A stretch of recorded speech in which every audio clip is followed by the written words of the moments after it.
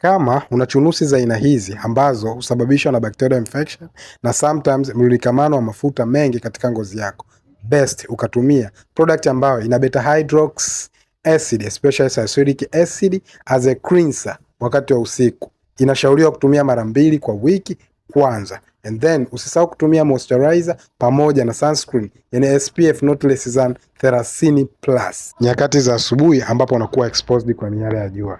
Kwa chunusi kama hizi ambazo zinasababishwa na fungus, best choice ni ketoconazole topical cream. Na ili kuondoa weusi chini ya makwapa, best choice ni kutumia product ambazo zina alpha hydroxy acid kama glycolic pamoja na lactic acid.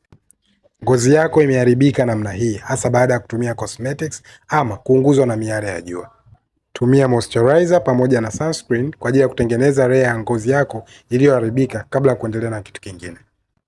Ngozi yako imefubaa, haina mvuto, ina mikunjo, lakini pia unataka kugrow. Tumia products zenye niacinamide ambayo ni vitamin B3 pamoja na vitamin C. Na ili uweze kupata matokeo yote hayo ambayo nimeelezea hapo juu, cha kwanza hakikisha unatumia bidhaa original. Cha pili, hakikisha ngozi yako is not sensitive kwenye vitu vyote ambavyo nimevimention hapo juu. Kama ngozi yako ni sensitive, kabla hujaanza routine, make sure unajua aina gani ya ingredient iko sensitive katika ngozi yako.